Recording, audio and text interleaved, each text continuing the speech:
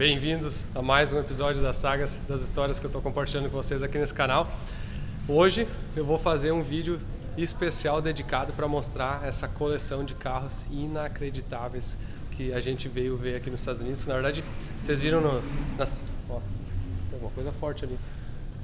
E vocês viram na semana passada, na retrasada, aqui a Red Line Restoration e a coleção que eles têm junto aqui, que é do JDM Supreme, do Colton, e onde é que eles estão restaurando a Mercedes, fazendo toda a pintura. Foi um episódio que deu para ver que não é tão fácil quanto a gente imaginava. Vou gravar esse episódio agora para mostrar para vocês, especial só da coleção de carros que tem aqui. São milhões e milhões de dólares de carros, e não é o valor do carro financeiro, é a história de cada carro aqui. Tem cada carro aqui com uma história que eu acho que vai ser pouco tempo para a gente poder mostrar para vocês entenderem a profundidade, a importância dessa coleção de carros aqui que a gente está presente aqui. Esse aqui é no estado de Connecticut, é do lado de Nova York, nos Estados Unidos. O Colton, que é esse cara que está ali conversando com o Luiz, ele é o dono dessa oficina. Muitos carros aqui são deles e dele, de coleção. Vocês vão ver uma seção ali muito interessante. Aqui tem vários carros assim que são, eu acho que a maioria de clientes. Vocês estão vendo aqui uma Ferrari, uma F50, estão vendo, tem Ferrari Enzo, tem coisa maluca aqui que não dá para entender o valor. Então, espero que vocês curtam esse episódio. Bota na TV, churrasquinho, chimarrão e vamos ver o que vocês acham desses carros. Acho que vale a pena assistir e degustar isso aqui, porque eu tô tremendo aqui só para passar por eles. Esse episódio nós vamos conversar bastante com o Colton e ele vai falar bastante, obviamente, em inglês, né? Ele é americano. Então coloquem a legenda aqui, coloquem CC ali, que é a opção da legenda, e selecionem português, espanhol ou inglês, se quiserem treinar inclusive seu inglês. Então botem a legenda aí para vocês poderem acompanhar com propriedade isso aqui. So Colton, thanks for the hosting. Yeah, it's been an amazing day. It's going to be short-lived. Unfortunately, you don't have enough time. Yeah. I need to come back another day to take the F50 for a ride. At least. Probably not, right? Yeah, we both need to take it for a ride. So the cost is your life. So this is amazing. I never expected to be in a single room with this such of a historic cars. Can you go maybe about some of the your preferred or the most specific this stories? This is obviously one of the crowd favorites. This is everyone's favorite, the F50, and it has only 298 kilometers on it since new. And what's very special about this car is you see all the carbon fiber weave is there, so you know there's been no paint work. Olha só, done. o carro. Brand new. O Luiz tinha pontuado o carro, não sei se vai dar pra ver no vídeo, ó, mas o reflexo dá pra ver, a fibra de carbono, a fibra, ou seja, esse carro nunca foi pintado e nunca foi... E é muito fino. É muito fina a pintura, né? Pra ser leve, né? É muito fina a pintura, né? Todo ele aqui. Olha a capa do motor aqui, ó. It's hard to say, but how much this car will worth? Oh, now, boy, they went up. So these vehicles were in that $2 million range for a long time, and then they went to 2.5 to 3. And now vehicles that are in this condition seem to range right around that $5 million realm. Oh, so they go up. They've gone up so fast that they've made them unattainable even for the rich people.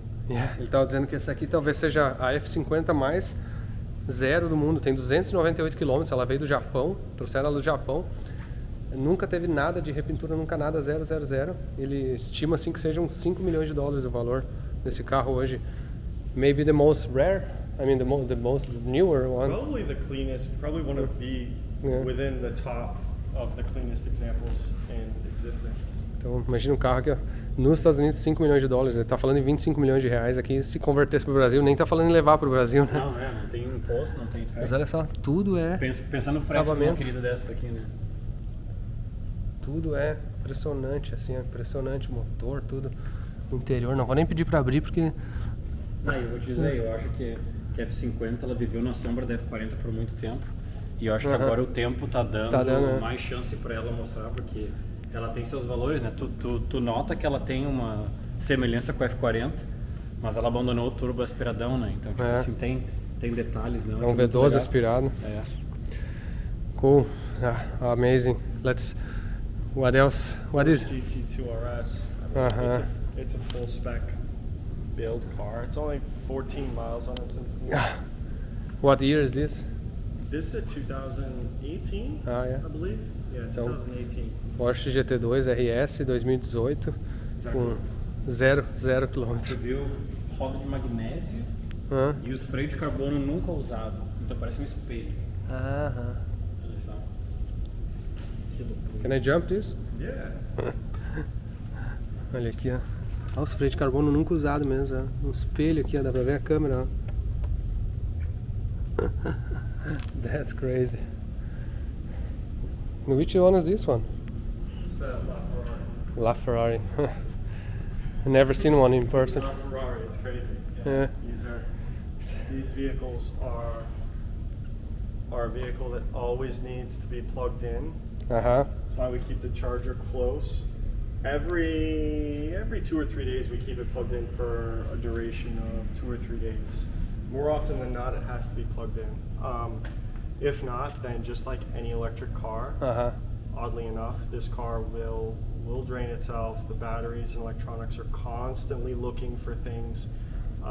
And if the main battery dies and the second battery dies, it's roughly a $150,000 to $200,000 service. Ok. Então dizendo, tem que deixar sempre ligado porque esse carro é híbrido, né? Ele tem um motor elétrico junto. Se drenar, se estragar a bateria uma vez, drenar ela sozinho, custa 150 a 200 mil dólares. Yeah. Mas cara, acabamento desse carro assim, e olha só todo o cuidado, os bancos, tudo. É incrível, essa aqui é a porta de gaivota. They call this color Fuco. Fuco. And it is a special, it's like a higher option color. So it's a 3-stage paint. You have to spray it over a silver and then it's a pearl. But as far as the specifications concerned, this is as far as you can go with this vehicle. So it's the top Ferrari, the top package. There's nothing left on this car. What do you estimate worth this? It all depends now. They go up so fast, especially something like this. This has got roughly 150 miles on it, 120 miles since new. And these value range somewhere around that $3.5 to $4 million. 3,5 They're up there, so 3,5 a 5 milhões de dólares o valor. yeah, not many people ever cross these roads. We always Thank keep you. them there. You are one of those exceptions. Okay, and this is also common now. 599 GTO, which is these are now coming up in value. Yeah, I know. Me and him were talking. This was an affordable car. It is an affordable car still, or was at least. So the 599 or the 612 Scaglietti, similar to Federico's car, is basically this, but not the full race version. This is the full race version, and what this car battled with back in the day was this car right here. Was the SLS Black Series, the AMG. So full spec, and if you were to drive both of these cars down the road, you feel much more of the road in this car. This is something you can take out to dinner with. The rear differentials are both very loud. These are one of only, I think, 600 cars that were built, so they're going up in value crazy. They made this, and then they made a very rare convertible. The Aperta, and the Aperta over there. 80 of those. Então essa aqui é a 599, né? Essa aqui.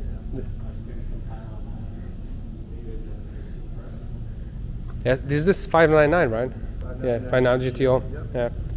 Então a 599 é difícil relacionar, mas é a do Federico. O Federico pegou uma Ferrari dessas para fazer de drift, só não uma GTO. E essa Mercedes SLS é a Mercedes que eles fizeram, que é, digamos, a competição dela na época. Olha o tamanho da frente do capô, né? Impressionante. They're dedicated to like only the vehicles. So I was explaining to them that a lot of the biggest thing with these cars that you don't realize are the accessories that you never get to see, the tools, the books, the window sticker, that over the years either one piece or item gets lost, or you have an owner, like say for example this LaFerrari, the first guy that had owned this vehicle, he had it built, and And each LaFerrari that's built, they give you a model, a replica model of the car, the exact color, the exact wheel, the full specification. Your name goes on a plaque in front of the car. So they sell the LaFerrari and they keep the model. But it's one of the major accessories that keeps the value to this car. So my client picks this vehicle up, and sure enough, the model isn't there. We learned that this car is supposed to come with a model, and the model car is gone.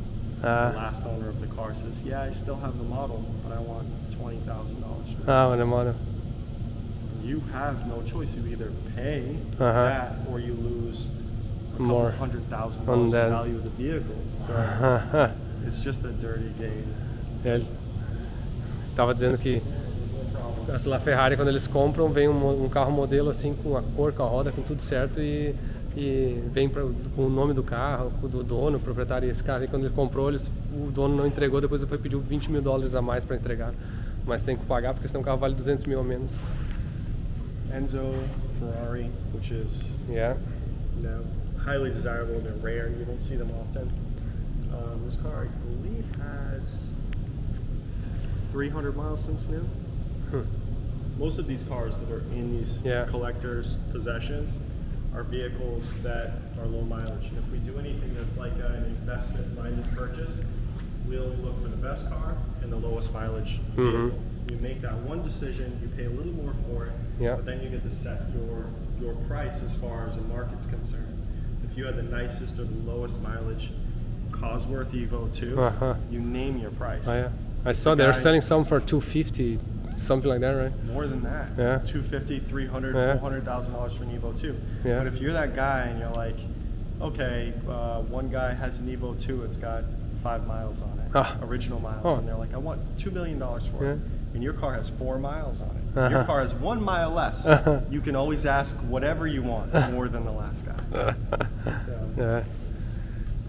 No, that's amazing. This is a 512M. It's a very limited edition. 512M, ó.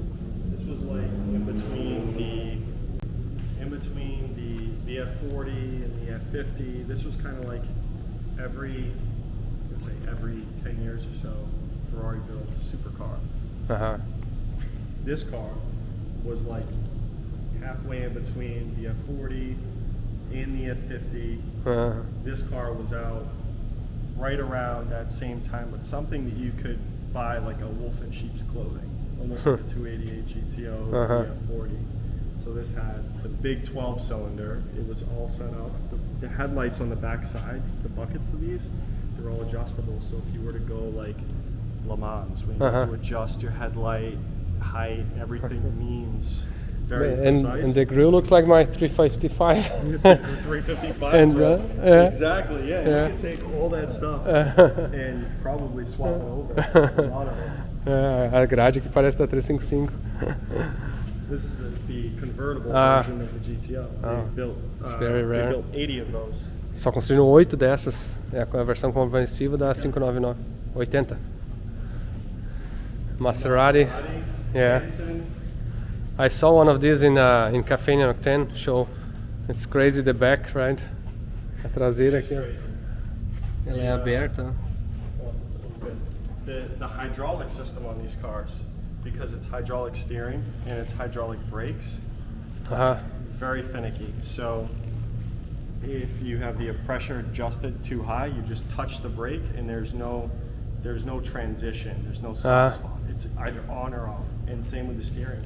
If you have one system that isn't bled, it affects both. It's horrible. It's the most over-engineered. It's almost like the braking system on the older Rolls Royces.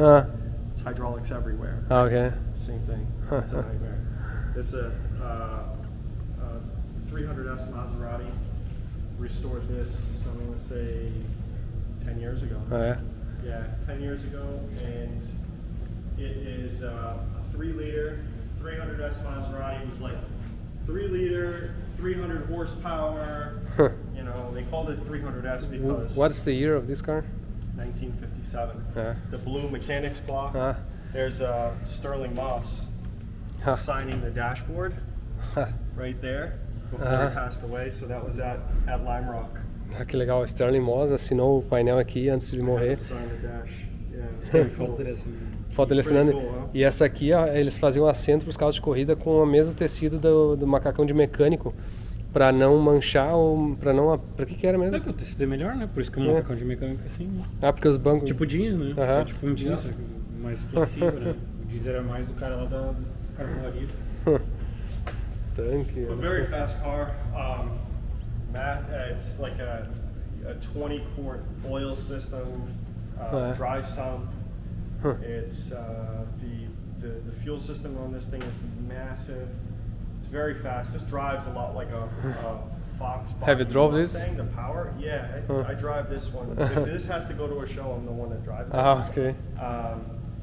It is the same power as like a Fox Body Mustang. You wouldn't expect it, but it feels like you're riding in a bathtub with a steering wheel. That's how rigid it is. You almost need a mouth guard to drive it. Tá dizendo que parece correr numa banheira com um para-brisa assim, mas é um carro muito raro da década de 50 ali, interessante. And how about this one? Lincoln, 1932 Lincoln. 1932. You restored this? Yeah. Yeah, another restoration we did a while ago. So we do the old cars, new cars. It's always been like that's where we started, the older classic cars. But over the years, you get things. People change. You know. Yeah.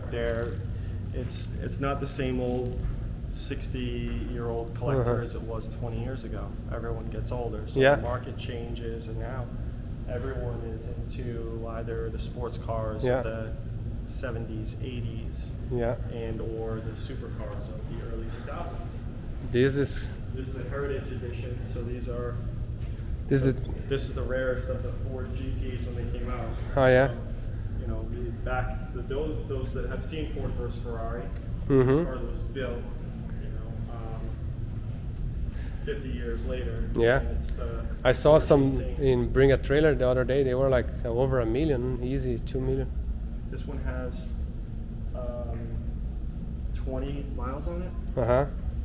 20 miles. 20 miles. We took the seat out because there's one little crease on the seat that we have to redo to make it perfect. And all of these vehicles, when they came from the dealership, they had pinstriping and they had numbers on the doors. But the stickers were installed at the dealer. So the people that really want the perfectionists, they remove all the pinstriping, they remove the decals, and they buy an extra set from Ford, which is like 15 grand. No They kidding. keep them in a special box on the side, and it increases the car's value because it's like it was when it left the dealer. Before it left the dealer, when it left the factory. So very important. And how much do you think this car worth? It's hard to say. Oh, it's hard to say. Yeah, it's hard to say now. Hard to say now. But from this, which one is for sure the most expensive one? Not for sure. From these, this one. This the one? 300S. Oh yeah. This guy right here. Yeah. What do you guess? These are $7.5 million bucks. No. Some of them sold for more, like 12 or 13. Oh. Sterling Moss said this was the greatest sports race car, racer of all time. Então ele tá dizendo que esse carro aqui vale $7 milhões, ó. Imagina, entre todos esses aqui a gente falou, F50, 5 milhões, uma Enzo, 3 milhões e meio, esse carro aqui vale 7 milhões, é assinado pelo Sterling Moss. Eles falam que é o carro mais, o melhor carro de corrida de todos os tempos, segundo o Sterling Moss. That's cool. There's only about 20 of them that were built. I think maybe 17 that exist today. That's crazy. That is crazy. Só diz que só teve 20 feitos e... Não, só teve 20 feitos e... How many do you think exist today? 17? 17 existem ainda hoje. And we have an included race car, so this car was one of the only car that Chrysler actually owned, and they brought it overseas for their European race endeavors. And it's a multiple championship winning vehicle. This was one of the cars that I did the story on VinWiki. So we went back to Paul Ricard Raceway and had the original owner drive this car around the track, 82 years old. That's cool.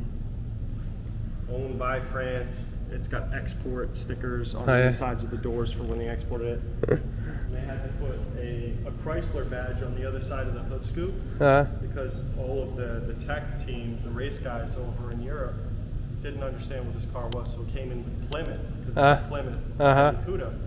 So they're like, "What's Plymouth?" So they started putting Chrysler on it so they would understand that it's a real manufacturer vehicle that's derived from a major corporation over in the States. So this is the European plate that's on the front of it still. So we've restored this car and we've done a lot with it since. That's cool. And we've got R32 GTR. Is that yours? It's an employee's car. He's selling it. These cars are great. Yeah. They've come in value crazy. Yeah. And then the Super next to it is my car. Oh, amazing.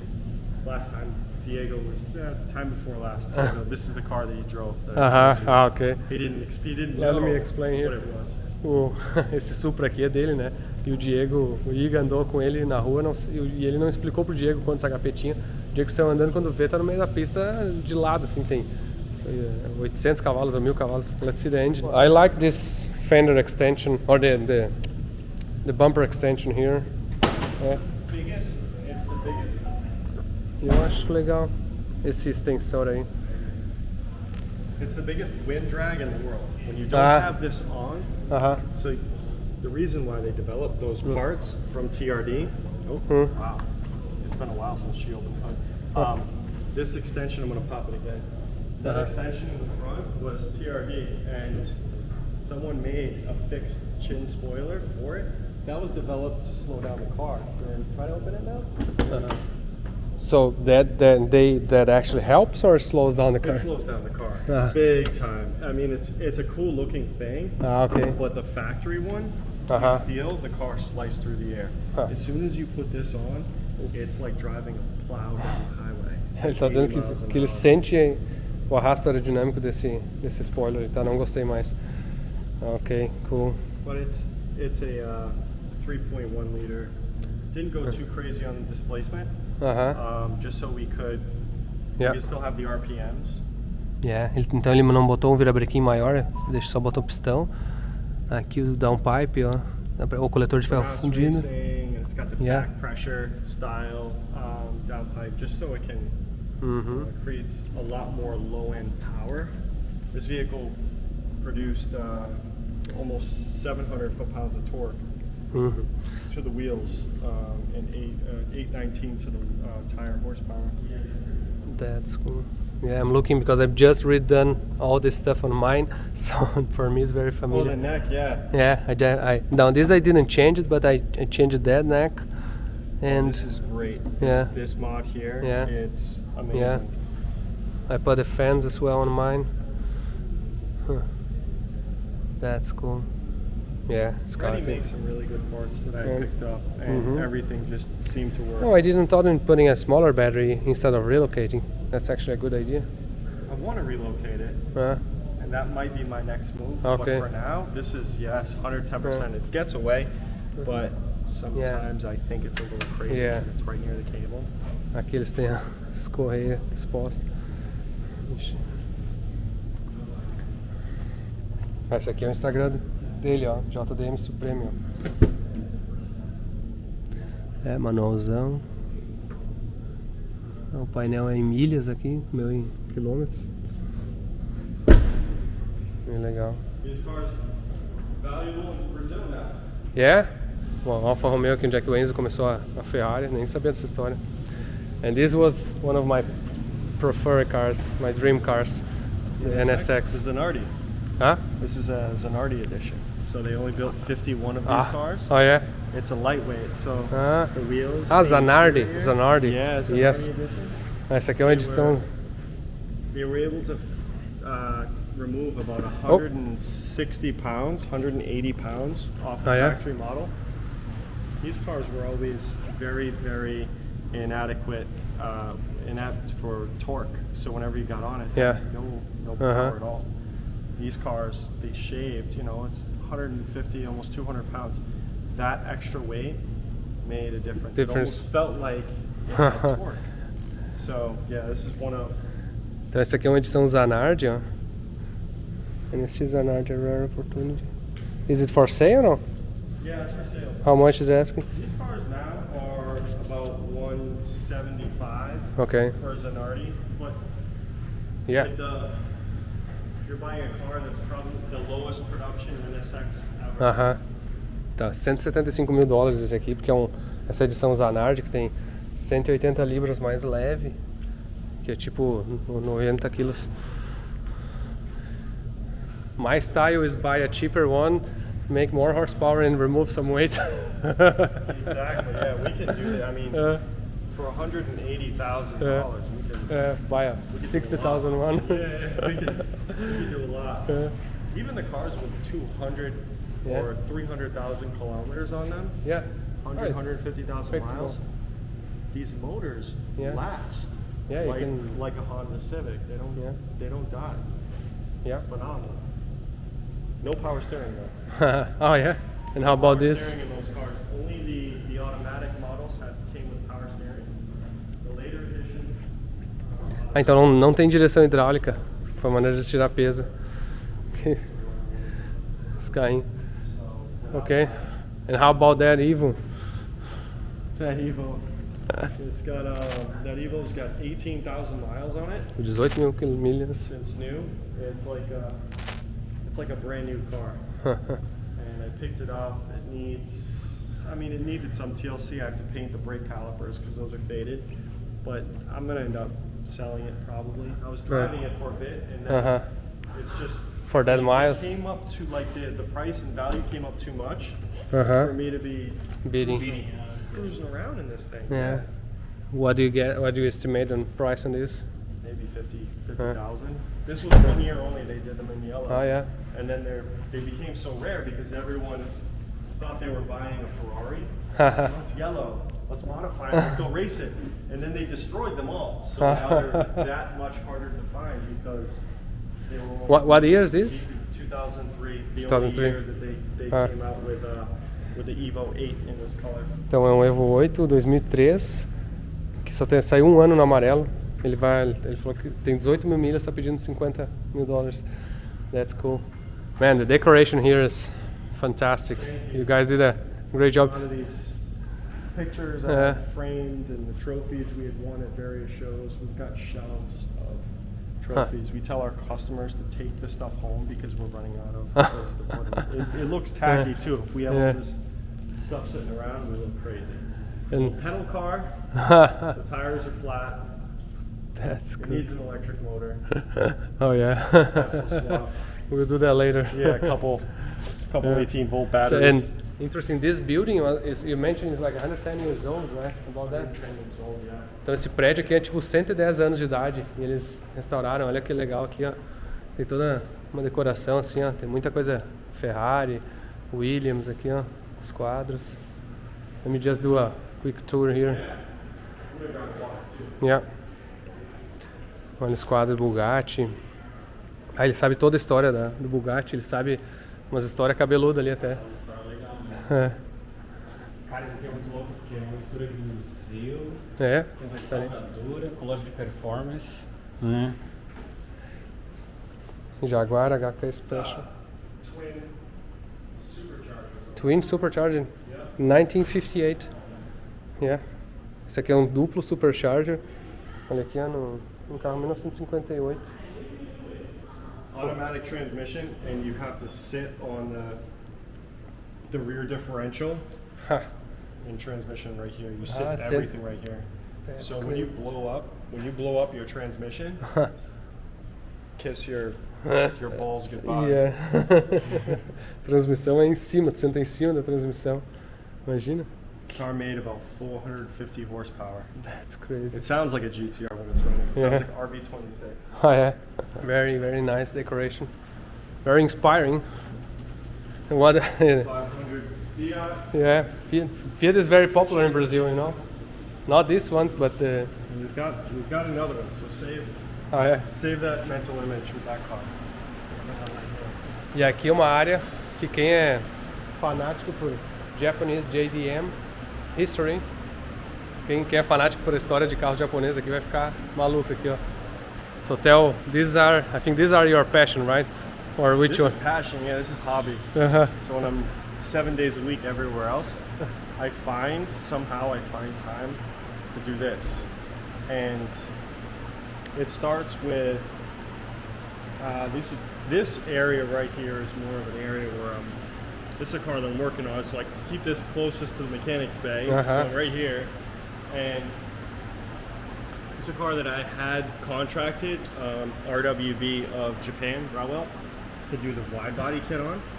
So I have all the panels here, I have everything here since 2019, but I have no RWB. So I'm gonna take the situation into my own hands. Unfortunately, everyone thinks I'm crazy because of how beautiful this car is. Yeah. It started life as a 1981 Porsche, and then I did the backdate. So this is all carbon Kevlar. It's all Kevlar, Kevlar hood, Kevlar front bumper. The rear deck lid is Kevlar, the rear bumper is Kevlar. Tudo de Kevlar o carro, era 81. Olha que legal. So I started a bunch of conversion, and next would be to cut all of this with a saw and then put the flares on, which people think are crazy. Esse carro aqui, ele comprou todo o kit da RWB, né, que faz as conversões do Japão. Só que os caras têm que vir instalar, ele tá esperando há 3 anos. Eles vêm instalar, eles não vêm, ele falou que ele mesmo vai fazer agora. Só que isso aí perde valor, porque quando os caras instalam, obviamente fica tipo um original mesmo. Okay, who likes Subarus? These are the, how do you call the Holy Grail? 22B, yeah, these are the Holy Grail Subarus now. They only built 400 of them. They say 400, but ultimately they became like 400 and almost 430.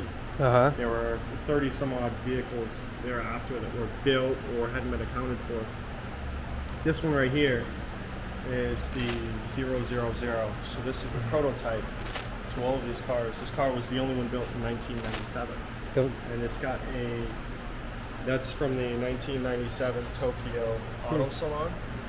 And inside this book, you'll see the 22B, which was 6 months before everything else. This car next to us is the number 399 out of 400. So this is the have first the zero. and then almost the last.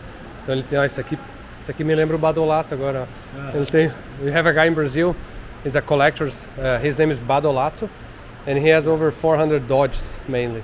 And he has the first of this model, the last of that model, same. So that's how you always collect. I like this guy. I like this guy. Então assim, ó, esse aqui é o 000, o chassi 000. Foi 6 meses antes do primeiro produção, é o pré-produção que ele conseguiu comprar, é o Holy Grail, é o Santo, como é que chama? Santo Grau. E esse aqui é um dos últimos, é o número 397, diz que foi fabricado 400 ou 430, esse é um dos últimos a serem fabricados. Coleção, diz que é um carro raríssimo, né? 22B. Ok, now you start the racing department, right? E aqui a gente começa a coleção de... Chris Forsberg's old car, the 370Z, this was the championship car. For what year? Which year? 3 times. 2016, I believe, was the last year this car won it. And it has the VK, the Nissan Titan engine. VK56, I believe it is. Oh, okay. So 5.6 liter to the stroker, and then it required a very large shot of nitrous to make up the deficit in horsepower. But it was consistent, and it went over to Goodwood. Most of the car's carbon fiber. So I picked it up, and it was the only car that did, I believe, 3 championships, and also went to a world title. So this car is probably stateside one of the most winningest. Esse carro aqui é um carro que mais venceu na Fórmula Drift. Ele acha 3 vezes campeão da Fórmula Drift. O último ano foi 2016 com o Forsberg. É todo de fibra de carbono o carro. Tem o motor V8 da Nissan. O VQ57. 5.6. Yeah. The decals and the graphics back on it. The way it used to be. E aí ele vai deixar o carro exatamente como é que ele era.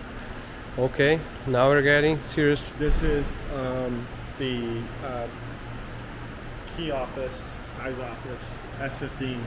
So it went from a drifter by the name of Kazama, the rodeo drifter. He also did the Drift Bible and a few other DVDs. And this was their first car, so it was Tsuchiya and Kazama, a collaboration. This was a gift from Tsuchiya. to Kazama, and they painted it green. It used to be midnight blue. A lot of like the Fast Motoring DVDs. Okay. And this was their attempt at Formula D1 GP in Japan. It came in, I believe, second place, and this was their rookie car. What kind of year? This was back in 2003 or 2004. Yeah, 2003, I believe. Nice car. They had two cars, so they had two key office cars with two green vehicles. Not too many people know about. And that became the Endless S15, and it changed, went to 2JZ from an SR20, and ultimately became 3 or 4 different colors after it was green. We found that, so now it's over in Japan. We have to restore it, so we put both the green cars together. Interessante. Uma coisa dele, ele é fanático por essa era aqui de carros japoneses, assim, e ele está tentando comprar todos, trazer à vida todos os carros japoneses famosos do passado, assim. E now, Top Secret S15. This is the Champ car. So this one had won the D1 GP championship in 2004. And it's a full spec car, so all of Top Secret cars that were painted gold were considered their bling bling gold full specification car. So this one right here, this one also got that same treatment, but this was the street car. They had 2 Top Secret S15s. One was the race car, the Champ car, and the other one was built for a Street League series that they were starting over in Japan, D1 GP SL. So this was an SL car. And if you look at a lot of the parts and components, they are identical. The engine, the stroker kit, the transmission, HKS dog box sequential transmission, intake manifold, throttle body, it made identical horsepower, 535 horsepower out of both cars. And they all running, I mean, they all complete? Oh yeah. Diego drove this one. O Diego dirigiu? Last month or a month and a half ago. There's no tires left on this car. They blew off. They came to pieces. They're old tires, so it's good that we put the miles on these cars. You get behind the wheel, you're like, this car needs to be readjusted. It needs to be tuned. And then you start driving it hard, and it picks up exactly where the car left off 20 years ago. And it's like, welcome back. Let's do it again. So. Esse carro aqui é da categoria, esse era o de corrida e esse aqui é a versão de uma categoria que eles fizeram de rua. O Diego Iga dirigiu esse carro aqui no mês passado, disse que estourou os pneus dele. O Diego a gente conhece. Já tem uma historiazinha com. That's cool.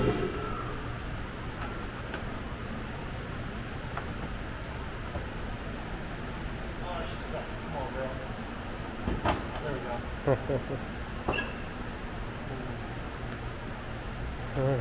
Top Secret built an excellent car. Oh yeah. And they built cars, it was all V-mount, kept the air coming in, out through the hood, better center balance of gravity, the V-mount style setup. I mean, this similar situation with the Mercedes, you kept your intercooler in very, very short pipes, your response is fast. But back in the day, they were still inventing parts. You know, so that's why they were called Top Secret. They would invent their parts. No one would know. No one would see the underside of the hood. You know, it was competition only. So. Legal. That's awesome. This guy right here, you'll see. It's almost like we're looking underneath the same. The hood of the same car. Muito similar. Very similar. You see the chassis. It's all stitch welded. Why was that? But there's a very so they stitch weld the chassis just for regulation. But it's very odd because both of these cars had separated at a certain time in their life, and a lot of the damage on both of these cars are similar to an accident that happened with the car that was in competition years ago. And then all of a sudden one car disappeared and they were back on the track the next day with a perfect car. A lot of people said, like, how was that possible? They always kept their door closed and everything was very quiet. So if you look at the damage on both the front ends of these cars, it is that like identical to what you'd see in some older race footage. Race teams at that time didn't have two cars are the ability to swap cars out. But it's so funny how same transmission, same stroker motors, same everything. So it's good. These two cars are now together the first time in 20 years. Que legal. That's awesome. Okay, the Supra. Top secret. Yeah, it's top secret Supra. This was the first one he built. Okay. Out of the three, so there were three gold Supras, legend cars they called them, and he had built one with a 3S GTE in it, 4-cylinder, one with the RB26 in it, and one with a Toyota Century 12-cylinder. That was turbo. The fastest of all three was the Toyota Century, the V12 car. It's extremely fast, 242 miles an hour or so. The second fastest was, I believe, this car here, and third fastest was the RB car. So this is the 3S GTE 4-cylinder. He believed in weight balance, keeping things light. Aerodynamics meant everything for a car that was running high-speed runs. But he also did 200 miles an hour when he was in New Zealand racing the Vilside GTR. 200 miles an hour. He didn't have his sixth gear, so he kept blowing intercooler hoses at the top of fifth. Esse aqui é Supra, 4 cilindros, né? 3.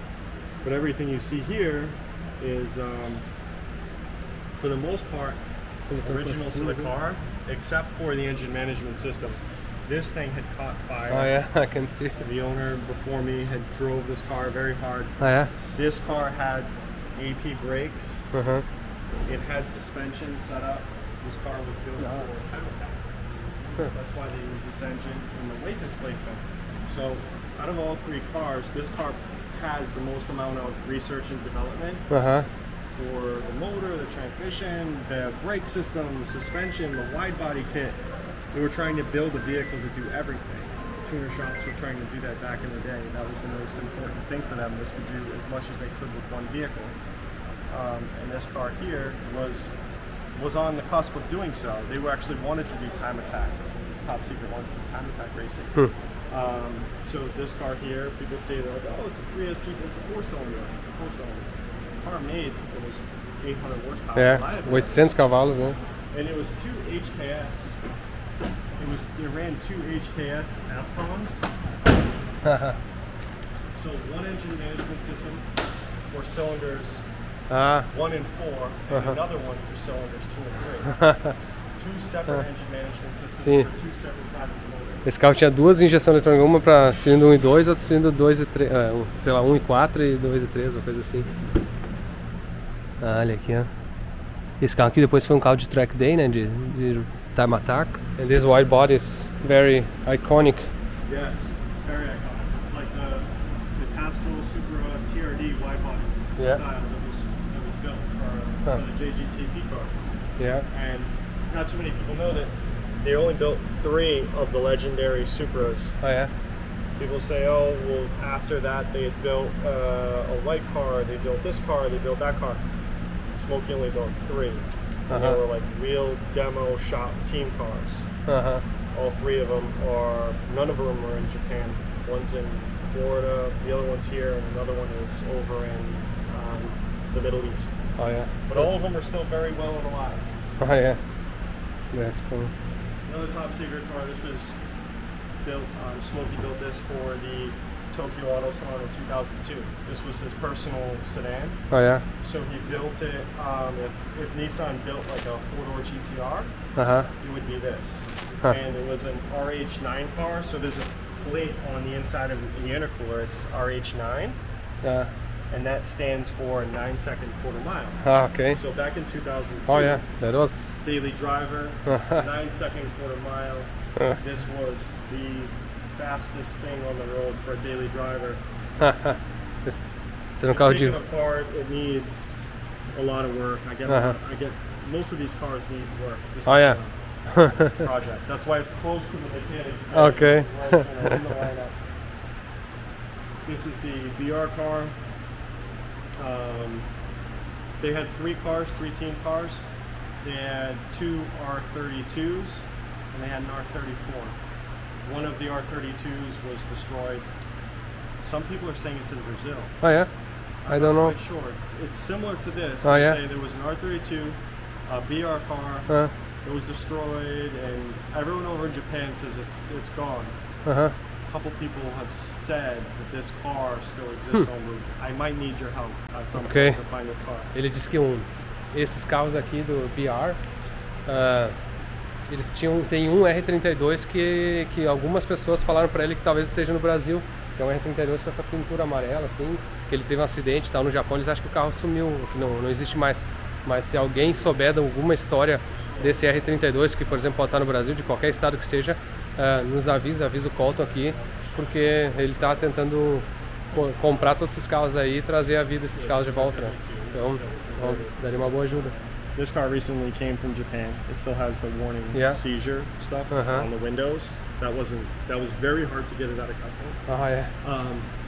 This car makes roughly 750 horsepower. And it was very competitive all the way up in 2015, 2016, and then it went into retirement. This is the only R34 they had, and then the rest of their cars were R32s, but they had R34 conversions on them. So BR was a performance shop, but they also developed a kit to convert the R32 to look like the R34. Ah, é? Eles fizeram o kit de conversão para os R32 parecer os R34, fazer a frente do R34. A pintura é muito louca. That's cool. Oh yeah. Oh, okay. That's where it started. This is where it ended. That's a wide body. Olha aqui, ó. Que legal. Type R, B16. Tem aqui um motor, um B16, ó. Type R. Na traseira. Olha aqui. Did you build this? Yeah. Yeah? Ele que fez isso. Yeah, you have way too much time sometimes. I don't know how I found the time. This hasn't driven maybe around the track once. Olha só. As rodinhas aqui, ó. Cara, que loucura mesmo. Não dá pra acreditar. It's hard to believe. Mustang control arms. And when I grow up, I want to be a Ferrari. Quando crescer, eu quero ser uma Ferrari, ó. That's cool. Made 190 to the wheels. Ah, yeah? At like 9,000 RPM. Oh, Pumped out of ECU. The next step is turbo. Okay. Okay. The Signal Auto R34 GTR. This car, out of all of the cars, this one is my favorite. Oh yeah? Yeah, I've had this one the longest. Almost 10 years now, or 12 years. And it was in the Fast and Furious 2. It was in the garage scene, under the garage, and this was known for underground street racing. So back in the early 2000s, so 99 and 2000, this vehicle would run the Wayne Gang, the 10-mile run from point A to point B. And it was very successful running this race. And they still have a lot of the promotional videos on YouTube now, old videos, when they built these promotional videos to send to their biggest clients. Like, hey, FYI, we're going to run the car tonight. Bet on us, kind of thing.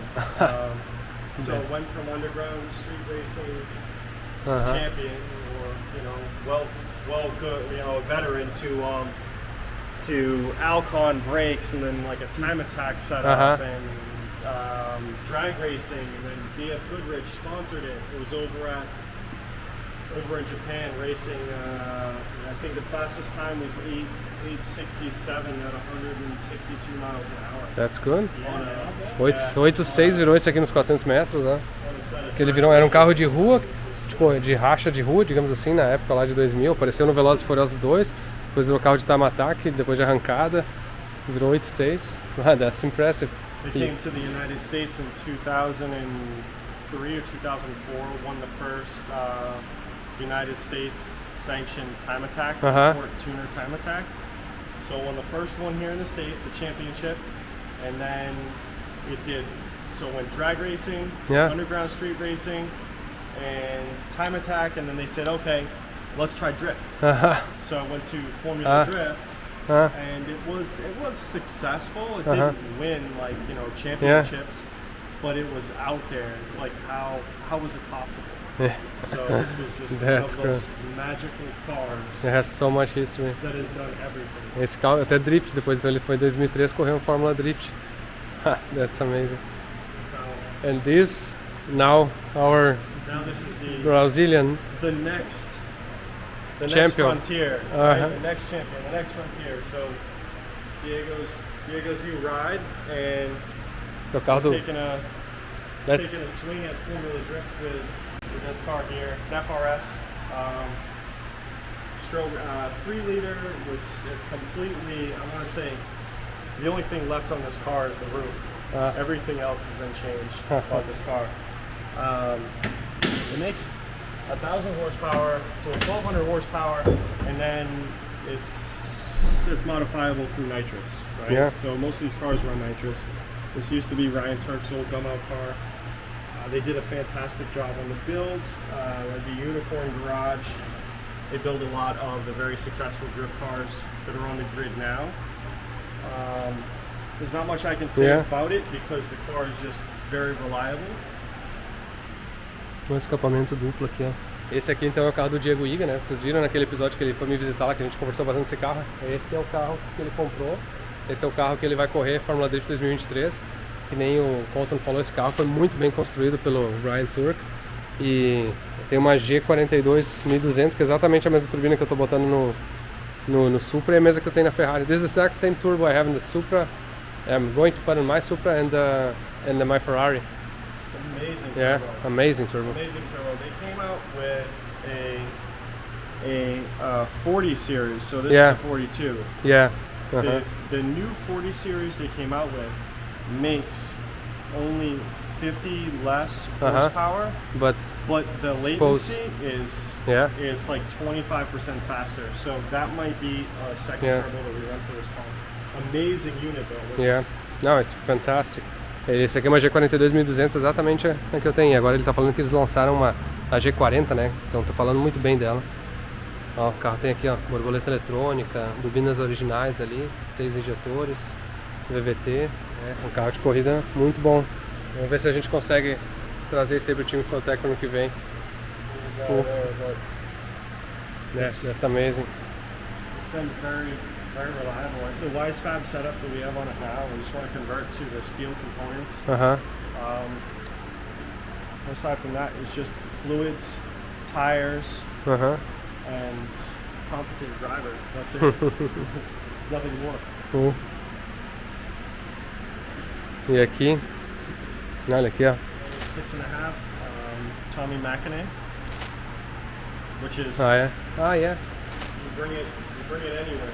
I've got snow tires for this thing, so if I'm like working here late at night and I just need to get away for an hour, I'll put the snow wheels and tires on this thing, and I am gone. Donuts and this car is impossible to get stuck anywhere. Yeah, it's the car. They didn't allow these to the States for a reason because power to weight was there. It was very agile, and the crash support system on this car is like non-existent. There's no bracing in the front. There's no bracing in the doors.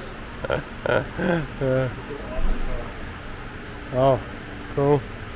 It's a June Auto Civic, so people that know old Japan racing engine builders. So June was one of the top engine builders in the country for a long time. And they built a lot of top speed vehicles.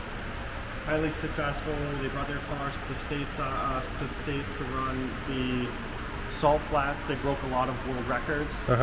So this was one of the vehicles that they had built here in California when they first came over, and it was raffled off a few years thereafter with Super Street.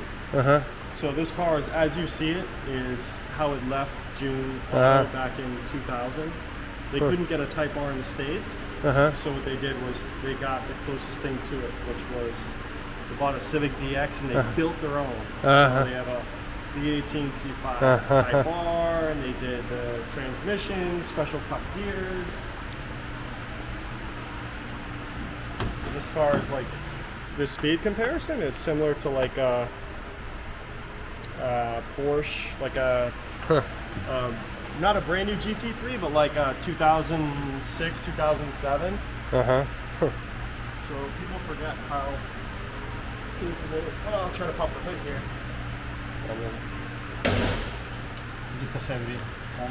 You're definitely not a Honda thief. No. It's tricky, right? There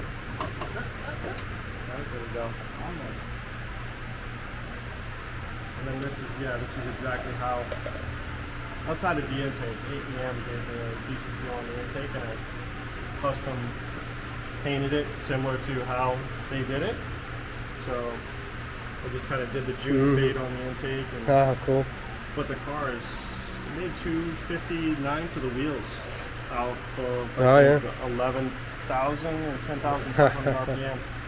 That's Air cool. conditioning, and then at that time they just cut windows into the suspension tower so they could adjust it. This is always the big Honda problem, is not having the ability to adjust your suspension properly.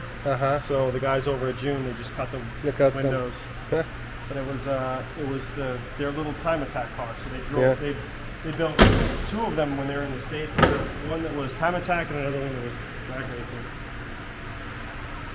And this is a Type R, DC5 Type R. So you don't see these in the country. Maybe there's two in the States right now. So fantastic K-Series, first year of the K-Series, really 6-speed tranny. This handles more like an Evo than it does a Honda. It's amazing. Old Celica. This is my OG beat 'em up. Nice. Just excellent. Oh, that's cool. Beams, black top, 6-speed. You drive around, people don't expect it to have the power it does. But this was, Yamaha built this motor in collaboration with Toyota. Yeah. And it was only over in Japan and outside of this country built, it's like the Toyota's version of the S2000 F20 motor. Okay. And then it found its way to a series of later model Toyotas through 8086 front subframe suspension. You're able to adapt this whole drivetrain to these older cars very easily now. So it made 185 or 190 to the rear wheels, and the car weighs nothing. So this car is original. Yeah, I like the. Yeah, the faded. Yeah. I mean, it's nothing has to be. I keep the engine bay perfect, and then everything else will stay that way. Wow. Supra. Yeah, Supra R4. It was built by a company, Makeup Garage, over in Japan. They did they're almost like a Rocky Auto. You've heard of Rocky Auto before? They sell a lot of parts. Massive distributor. And they built a few no-expense spared vehicles. This was one of them. So it came with a full Tamron JGTC carbon fiber body kit. I redid a lot of the carbon just to clean it up because it was fairly bad shape. Redoing the rest of the cluster, the gauges, the dash. I need the same rest on my Supra. It's all bad shape. Is it? Yeah. Can you find those parts to sell or not? You can't. I find them, but you can restore. Build and I restore them or cover them. Yeah.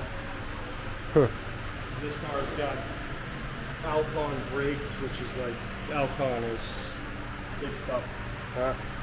That's cool. Very fast. I made 750 horsepower, and it's a time attack 6-speed car instead of 5-speed. And then you have the Tawny Cara, which is for those that know GTRs in the 90s. This was the fastest one you could get. You had two choices. You had the 400R, which was directly from Nissan, and then you had a very similar car that was making, I think, 400, some people were saying 420 horsepower.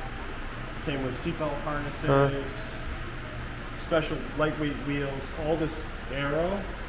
So front bumper, side skirts, rear wing, rear skirts.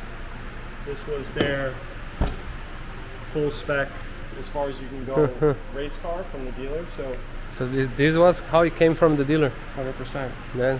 Esse aqui vinha da concessionária, assim. This is one of 16 that came full spec from the dealer. So if you had, like, you seen Rolf Porsche, RUF Porsche. So if you went to Nissan, Tommy Kyra was like the roof of Nissan. Sim, interesting. Very awesome car. So yeah, that's all your. You don't have any more space for any more here. I have stuff that I'd worked on getting here that I saw over in Japan. Also, we've got fantastic collaborations going on that is so off the radar with legendary cars and the original teams that are doing restorations. We're bringing these cars back, and a lot of people will be surprised to see them. And one thing that is, I think it's cool to share, because if you guys didn't pay attention yet, but the JDM Supreme, which is his Facebook or Instagram actually. Yeah, I might have to change it soon. Okay. Because there's the whole Supreme thing. And okay. Do you have a new name? They reached out to me. Oh yeah. Like, hey, you gotta chill. So I feel flattered that they found that. You have another name already or no? Not yet. Okay. I don't care what it is. They give you shit. But the idea is actually bring back to life all these legendary Japanese cars, right? Yeah. And that's interesting because I believe you're the biggest collector in the world, pretty much, for this. You don't pay attention when you're good at something. When you stay focused, you don't pay attention to what you're doing. Yeah. You just get so involved in the passion and the hobby. Yeah. You just keep going, and then you turn back and you're like, okay, wow, those strips, those marks go like, you know, a lot farther. And I bet you have many cars in your list as well. Many. I mean, you can't play favorites. You have to make sure each one gets time devoted, because you know it's a passion project. It really is. Each one needs to get a certain amount of work. No, that's awesome. Man, we already spent almost, I don't know how long the video will be until now, and we still have half. So let's do since the most important part is done, let's go through, show us some important cars you think is worth. Where's your favorites now? Easy, like so this is back to like the restoration side of things. This is an older garage. This is one of only a very few vehicles that are built on a competition chassis. So it is a D611S. This little guy here is a competition style-based engine on a vehicle that was, for the most part, to the looks of it, was like a commuter car, right? So back in 39 or so, this vehicle was like the wolf in sheep's clothing. And it's completely original. So what you see on all these panels, these fenders, this is all the original steel. All the way through. The original interior, original everything. The car only has roughly 3,000 miles since new. So it was kind of like, it broke down. And unfortunately at that point in time when it did break down, I think a lot of people had their focus devoted on the war at that time. And this was neglected. So it sat on a field for 50, 60 years or so. Cool. The cool thing is it still runs and drives. No kidding. Yeah, we got it running and driving, so that's why it's got the fresh tires on it. So if we had to, we could drive around the block. People look at it like it's the Titanic. Corvette, Maserati. Corvette. We've got a Cobra kit car. It's just a ton of things going on here. And so, I mean, those are your cars, right? Those are my headaches. Yeah, and these are most customers are cars to be worked on. As you can see, like my stuff is a little different than what we're used to just yet. However, we're making that transition. More often than not, people are starting to come in with the old Mercedes cars or the old Mercedes, old BMWs. We built a ton of BMWs and engine swap cars, big transformations, turbo vehicles. But yeah, I mean, it's good. Like, it tests the employees. It also gives them something different to look forward to. But the Darts, the GTSs, the Model A's, the Ferraris. So the Mercedes. Let's see, ó. O que o Luiz achou aí? Ah, aqui, ó. O Luiz é bom de olho, hein? That's my old one. Yeah. Olha aí, ó. Uma Cosworth. Ok. Esse aqui era dele. Ele vendeu e agora num cliente, ó. Mas é inteirinho. Cheirinho de Mercedes velha. Perfeito. Cosworth, the Cosworth Evo 1-wheel driver for a year and a half. Amazing car, just had no power at all. Yeah, I know. We're taking care about that. It took me forever to get like home. Aí, ó. Mas tá bonitinha, né?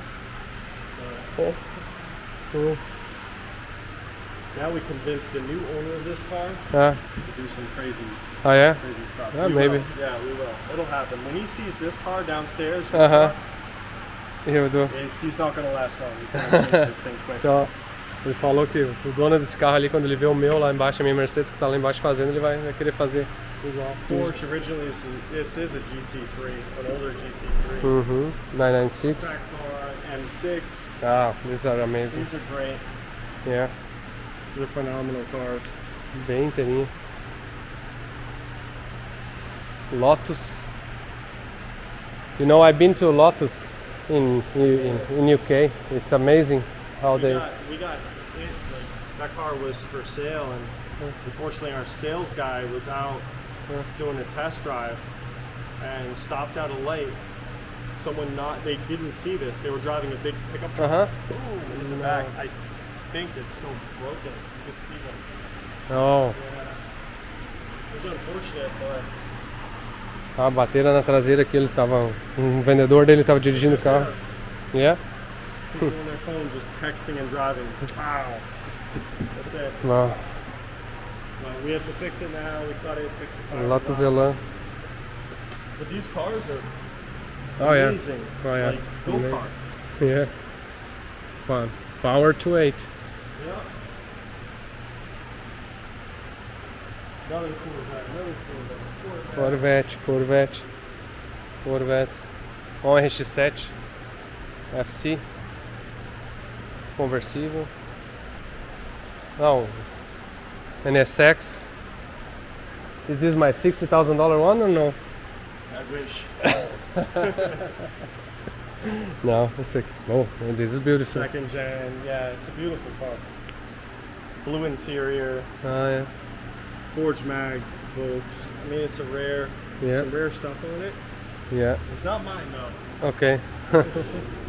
Okay. We hear our Uber coming. Uber coming. Oh yeah. This is the.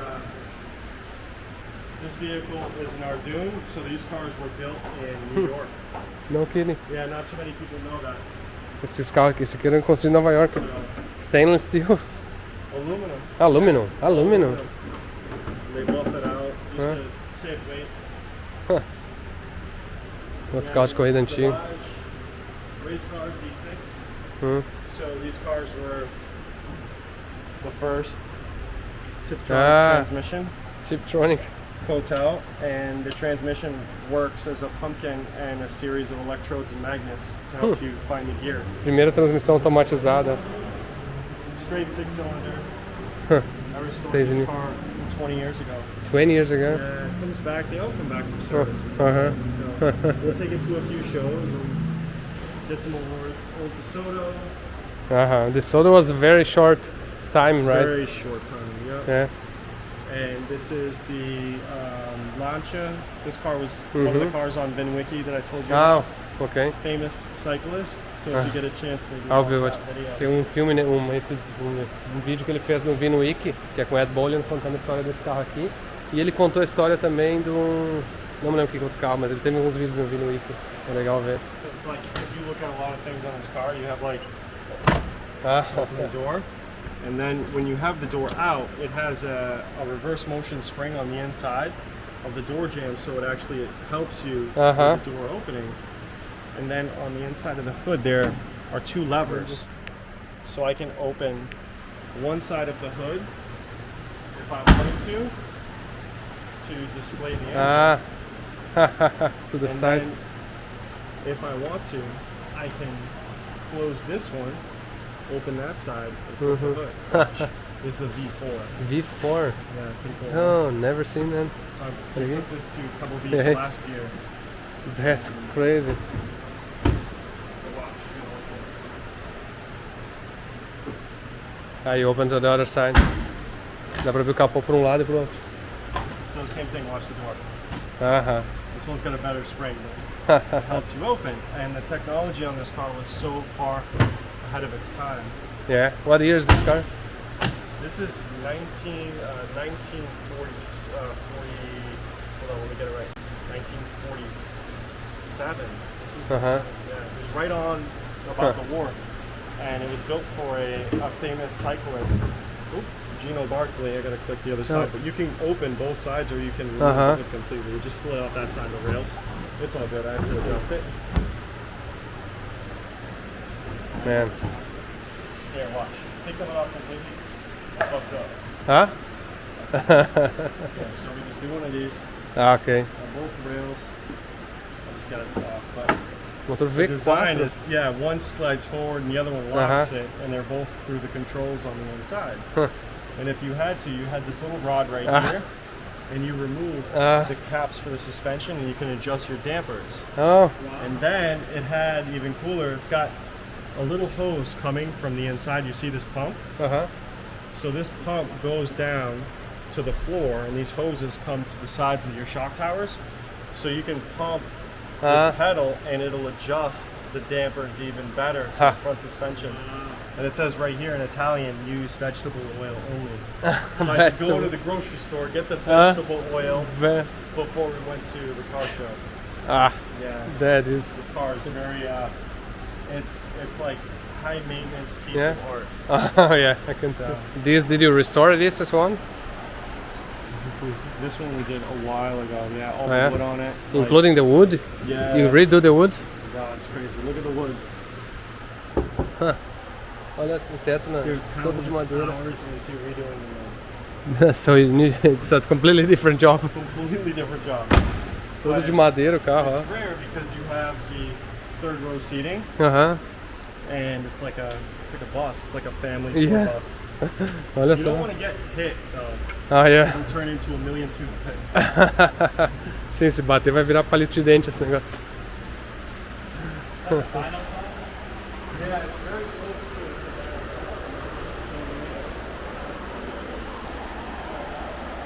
Cara, é impressionante, hein? Tô aqui que eu não consigo acreditar na coleção dos negócios aqui. É sem noção mesmo. How about this Lancia? So these are big now. You've got Yeah. the Lancia HF Delta Evo 2. This guy right here is one of only 200 examples that have factory air conditioning. Aham. These cars didn't come with AC. Yeah. They were more about just breaking records and winning races and rallies. So this car is one of the few examples that actually has air conditioning. And this car has, I think, 10,000 miles on it. 10,000 miles. Tem 10 mil milhas esse carro. It's like new. Lancia Turbo. Esse motor não parece dos Tempra, né? We have this engine in Brazil. It's very common for the Fiat. Yeah, it says Tempra. É. Yeah. Yeah. Isso é bem raro. Olha que legalzinho. They're awesome cars. They Olha o painel, todo de época, assim, direção Momo. this is like a baby. That's Rides cool. just like the police car. Very, very hard. Very hard. Man, I'm still trying to process. Body. You see the Ferrari That's a Ferrari body. Yeah, it's a one. That is crazy. So you build that? Everything? Everything. Olha só essa Ferrari. What they estimate price on that car? Is that number? That's crazy. Oh, on the real car? Oh, on the real car? That specific real car, the bodies, you have the chassis, the frame, short wheelbase Berlinetta competition cars are roughly $14 to $17 million. And then you have the GTO, which is the one that I told you about, which is roughly 80 million. 80 million. Yeah, crazy. Ele tava contando aqui, ó. Os números. Ele contou no almoço. Os números. Os números. Não, os números. Ele tava contando no almoço pra gente, tá? Que eles restauraram essa Ferrari, que é uma 1961 GTO, né? Isso. Antes de existir, né? Só que na verdade seria o seguinte, eles acharam, era um carro de pré-produção, eles acharam o chassi num lugar, a bolha, digamos, a lata no outro e... Porque tinham trocado. Tinham invertido, eles foram lá e compraram em 3, 4 lugares diferentes. Restauraram o carro inteiro, né? E hoje o carro vale 80 milhões de dólares. Pra vocês terem uma ideia. E aí ele fez, na época que ele restaurou, ele tirou uma cópia, um molde, mas é de lata, né? Não é de lata? Ele fez um molde de lata do carro inteiro. E o dono falou pra guardar, tipo assim, de reserva, né? Se acontecer alguma coisa com o principal... Se acontecer alguma coisa com o principal, ele tem esse molde inteiro. Tu não consegue fazer outro mais. Pra fazer, Porque tu não vai conseguir um carro de 100 milhões pra fazer um molde. Então eles já fizeram 2 de uma vez. Já fizeram 2 e guardaram, e aí tá ali guardado agora. Não é todo dia que tu ouve que eu tenho uma carroceria reserva. Uma carroceria reserva de uma Ferrari de 80 milhões de dólares. Cara, 80 milhões de dólares são 400 milhões de reais, é quase meio bilhão. Cara, nós estamos falando de um dos carros mais caros da história, porque que nem ele comentou, né? Eu acho que foi a Mercedes que bateu o recorde agora, 120, 130. Então, tipo, esse carro é um dos mais caros da história. Qual Mercedes? Aquela asa de gaivota lá das antigas que foi que bateu o recorde agora há pouco. Talvez seja o segundo, então. Tá na faixa, entendeu? Tá no top 5, vamos dizer, né? Imagina, sabe, de todos os tempos. 400 milhões de reais no carro. Eles restauraram aqui esse carro. Quanto será que custa só isso aí? Meu Deus do céu. Man, that story is insane. That story is insane. No vídeo que eu fiz da Mercedes, a gente foi no andar de baixo, porque aqui a gente tá só no andar de cima, tá? Tem todo o andar de baixo ainda, que tá a Mercedes e onde é que é a pintura, onde é que é os carros lá que estão fazendo restauração. Isso não vou, quando eu voltar aqui para pegar a Mercedes, eu dou mais um tour no andar de baixo. And you have some cool stuff. This is one of the general assembly areas upstairs, so far away from where the Mercedes is. We do the interiors over in this far corner over there. Ok. Então eles fazem os interiores aqui, ó.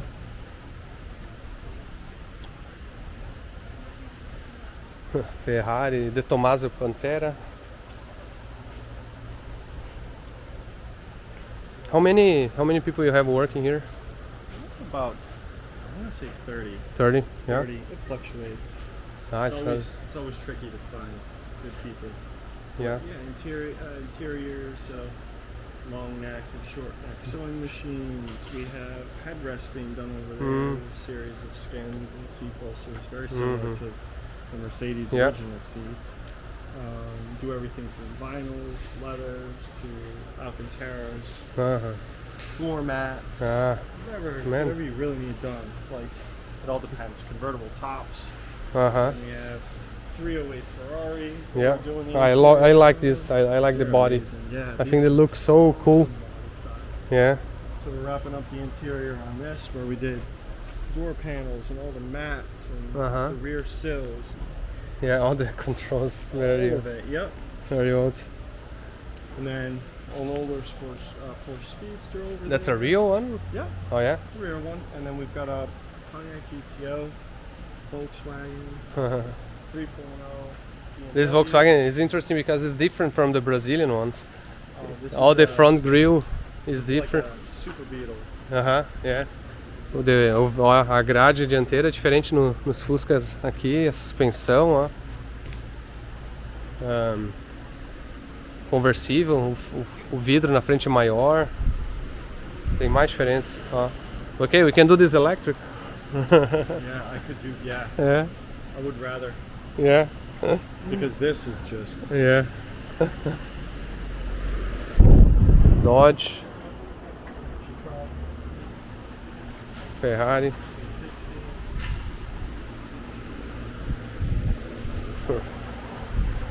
Olha só como é que é, não tinha olhado essa 360. Essa aqui é a posterior à 355. Ela, quando ela ficou mais redonda, as Ferraris, ó. Mas olha o câmbio aqui, reservatório. Very well, handmade, oil. All of them. Everything's handmade, right? All of them. Yeah. What you're doing this one? This was heads off. This is bottom end service. A lot of work. Yeah, we do some service work on these cars. They're just olha ali as they're cores. getting to a point where the cars are valuable now, right? And olha ali, they fixed that because on the 355 you need to drop the engine to do that. Olha aqui, ó, aqui na 360, ó, eles abriram uma tampa para mexer nos correios, trocar as correias de comando. E na 355, que nem a minha, tem que baixar o motor. So Land Rover. Yeah. Those are, You know, those a lot of people say they are more affordable in Brazil and bring over here. they're more reliable when they're electric. Okay, yeah. No, but even like the old ones, Yeah. it's easier to find over there. It's Yeah? cheaper. It's cheaper to buy over there. Maybe I know someone that lives Yeah. over in Brazil. Okay. Yeah. Bronco, Mercedes, older 220S. Then we have a Camaro. Ponya. It's like an older Uh-huh. build that was. I mean, it's cool. You see these guys often. Oh, come on. Yeah. Oh, cool. Yeah. The old school, right? Yeah. I think it's an old Bel Air. Bronco, another Bronco. Yeah, Another these are International so Scout. much in fashion now. I know it's wild. It's getting crazy. Another GTO, Maserati, Uh-huh. another old GTO, another Defender. So the Defender, Delahaye, and Ferrari. Oh yeah, that So Ferrari is mixed. also rare. Yeah, 330 Ferrari. We get a mixed bag of cars. There isn't one thing Uh-huh. that you Yeah. can say that you don't have. I haven't Man. worked on. It's Very, very cool. I think we got covered I think everything, that's right? it, right? Is that it? Yeah, man, I really. How is that battery still at? I mean, the memory card. Oh, it's at 250 gig. Yeah, I filmed already 150 gigs. Whoa! But, man, Well, welcome again. Yeah, no, Yeah. you guys are more than welcome anytime you're in the area. You know this, like no, I really, seriously. really appreciate Yeah, that. yeah. I'm still processing in my So brain much, so much yeah. information. It's man, Your next visit, there's going to be yeah. No, So but much more. congrats on how much information and how much knowledge you have about you have everything. a lot of knowledge too. man. I'm truly impressed. Yeah. Congrats on the business you you. guys building, your Thank you. family, everything Thank you you. put together. Keep going. It's so well organized. I feel like I've been through 5 museums on the Yeah. same day Yeah. with different guides. Yeah. You know, Yes. like one guy is Japanese, one guy is Yeah, Italian, yeah, like yeah. one guy I is need to put on domestic. different like, suits, masks, ooh, and hats, right? That's cool. That's really cool. Thank you very No, much. appreciate it. Congrats. We just need electric cars. Yeah. We have to do maybe 1 or 2 conversions, ideas. Yeah. We'll do that. We had some good ideas. Some awesome ideas. Yes. I hope we put them to use. So the next time you stop in, Okay. many changes on the Mercedes, and I mean just Yeah. swing in whenever you want. Well, yeah. I'll come back. Let's organize the next trip. Or big More than just a few hours. Yeah. No, but This it was- was very powerful. Too Yeah. fast. Yeah, very powerful. Yeah. Too much. All right. Thank you, man. Thank you very much Appreciate it. again. Thank you. Appreciate it. Yeah. Yeah, let's finish the video here. Luiz, o que tu processou tudo aí? Cara, pra começar, o cara é uma enciclopédia. O cara é uma enciclopédia. Pô, O cara é uma enciclopédia. Eu me surpreendi assim, porque uma coisa é que tem gente que tem dinheiro e tem um monte de carro, mas não sabe nem o que tem, né? Ah, vou dar uma ordem. Eu não conheço ninguém que tenha um conhecimento tão abrangente. É? O cara vai de uma van dos anos 30, passando por um europeu dos anos 50, até um Porsche 2018 ali. Incrível, Zero, né? Tipo Incrível. assim, o cara começa do tempo que começou os veículos praticamente, só faltou ter carro a vapor aqui. E o cara foi até o último grito da performance italiana ali, assim, o alemão, sabe? Cara, impressionante mesmo, né? Cara, impressionante. e se a empresa funciona bem, ele tem 2 funcionários brasileiros aqui, né? Oh, e um deles tava me explicando, eles basicamente fazem qualquer coisa. Sim. Tu tá vendo aqui tem um Charger batido, um carro moderno, eles arrumam, né? Se tu chegar com um carro antigo, quer fazer elétrico, eles fazem. Tu quer um restauro completo, eles fazem. Tem um carro ali embaixo que tá explicando, o dono usa o carro antigo muito em sequência, mas ele acha que estava aquecendo os pés dele. E eles só estão refazendo o isolamento térmico, mas nada. O cara usa no dia a dia um carro antigo. E eu fiquei feliz assim, até vocês viram num outro episódio que a Mercedes está aqui, né? Sim. E, cara, ele vai poder fazer muita coisa assim, e acima de tudo ele tá empolgado para fazer, né? Cara, o céu é o limite naquele carro ali, é basicamente o que o que você chegaria num consenso do que deve ser feito, porque ele faz qualquer coisa, na verdade. Na verdade vai ser uma pelo custo, né, obviamente. Não, com certeza, né? Mas que legal, cara. Não é uma Ferrari de 80 milhões, né, que ele tá falando, né? Não é aquela Mercedes, ali, né? Não é aquela ali.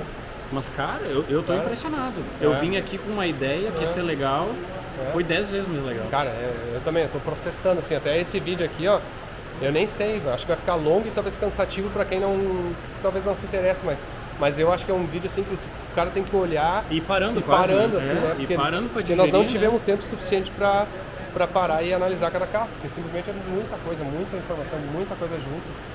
É impressionante. Pô, foi uma honra, hein? Não é todo dia que tu vai no museu e tu pode tocar nas coisas, abrir as portas, conversar com o cara que dirige os carros. Vê, né? Como as coisas aproximam, né?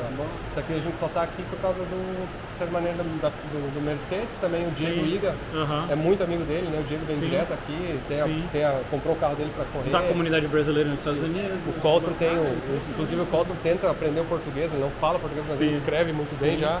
Então, uma coisa muito legal, assim, ó, eu vou até pedir o seguinte, entrem no perfil do Colton, que é JDM Supreme, eu vou deixar o link na descrição.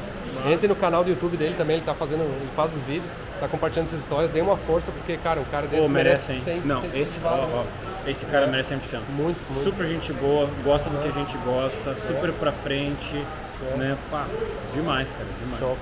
Agora vamos embora, porque a gente veio numa viagem relâmpago aqui, vamos pegar agora o nosso Uber Blue nosso Uber Blue pela JFK em Nova York, que amanhã a gente já tem mais. Hoje à noite é pegada. Saímos às 3 da manhã hoje de casa para chegar aqui, vamos chegar meia-noite hoje, mas, cara, valeu a pena. Estou muito feliz aí.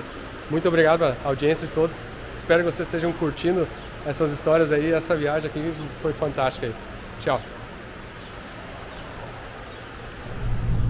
E aqui, ó, só para documentar o nosso Uber Blue. Bluezilla, Mr. Bluezilla, pra quem viu no episódio da Mercedes ali no JDM Supreme, o nosso Uber de vinda era um R34, e aí entre a vinda e a volta ele virou um R35 agora, ó. Acabou de transformar, né? Igual Transformer. Cara, é divertido esse negócio aqui. Esse carrinho é nice. É divertidinho, barulho, muito legal. E o Luiz, como sempre, apertadinho aí, ó. Aqui, cara, tá bom, né? Bom, você não deu um capacete aí pra ele, não? Vou botar o capacete. Sem capacete é fácil. Show de bola. Valeu, espero que gostaram desse episódio. Até o próximo aí. Tamo aí. Valeu! Falou!